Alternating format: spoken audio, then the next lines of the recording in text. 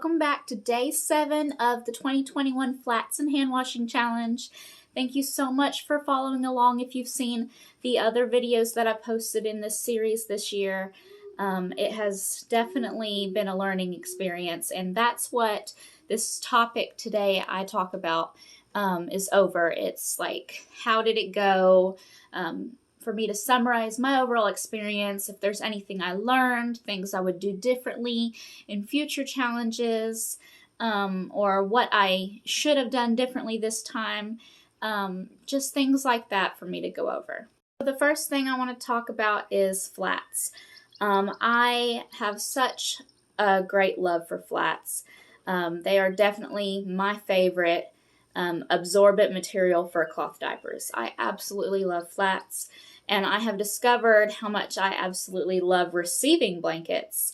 For my 2.5-year-old that I used in this challenge, he does really well with the receiving blankets. So with covers, I used 5 covers this week with my son, and I've discovered kind of what fits him better. Now, all the covers that I've used were absolutely beautifully made.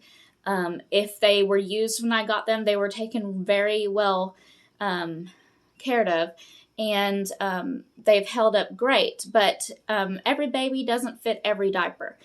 Just because a diaper says it fits 10 to 35 pounds doesn't mean it's going to fit your 29-pound baby. It may fit like the size, but the fit isn't going to be your favorite. And so I've learned what I like best for my toddler at the moment. Now, what I like best for him may not work for his little brother that's going to be here later in the year.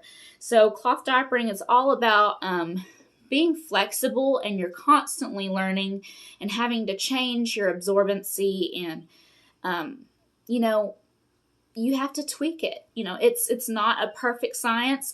There's not a straight up, bam, this is how you cloth diaper every child. Check, check, check. This is what's going to work for you.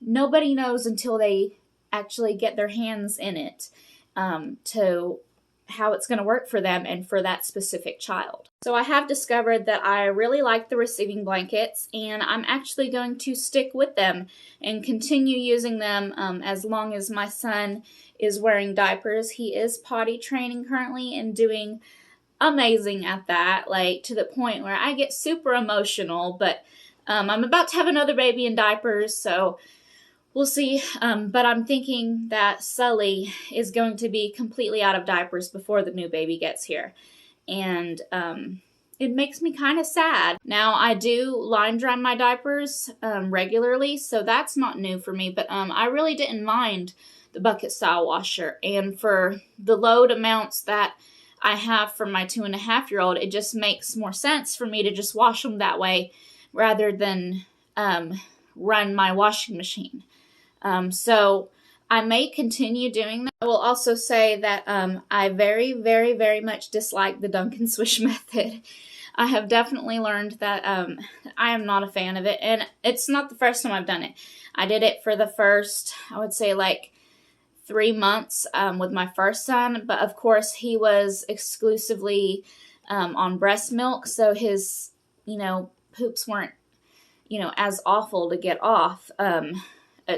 It's completely different between, a 5-month-old baby's breastfed poops to a 2.5-year-old toddler boy who eats everything in sight. It's very different, and I'm not a big fan of the Dunkin Swish method, but I have my diaper sprayer hooked up on the other end of the house in the bathroom, and we're not using that bathroom right now. It's still under construction. Diaper sprayer is hooked up in there, and instead of me having to take it off and bring it all the way in my bathroom, I was just like, you know what? That's a challenge that I'm personally going to give myself to Dunkin Swish this week. I did it, I think 3 times so far, and I've still got to do 1 load of laundry today. Will be my last load that I'm dunking and swishing. And I was not a fan of it, but it works. It is definitely an option. I know a bunch of people that do it that way because they don't want a diaper sprayer, or they don't have good water pressure for a diaper sprayer to work for them. So, you know, it is an option, and I'm glad I was able to challenge myself and prove to myself that I can do this. I was able to do the complete challenge on just the 5 covers, and I believe it was 15 flats that I had. Something else I would do differently is I made these DIY stretchy flats, and they work great, but they're only 21 inch by 21 inch, and that's just quite not enough, even though I was pad folding most of the week, and it's not quite enough to fill up my 2.5-year-old's diaper. I think for a newborn, it would be perfect. So I just pad folded those, and I would use those as kind of like a booster inside one of the receiving blankets for my son's nighttime diapers. So that's what I did with those. And it seemed to work really well. So the only other thing is I would do for next year, which I'm not going to have a 2.5-year-old in diapers next year, is I probably wouldn't use anything smaller than, like, I would say a 24 inch by 24 inch, or maybe a 27 inch. It just makes more sense for me to have everything that I had set to use in my stash could be used individually. That way I can spread out my stash longer. I think the amount I had was great. I don't think I would do any less covers. I would definitely do minimum of 5 like what I did. So I think it went really well.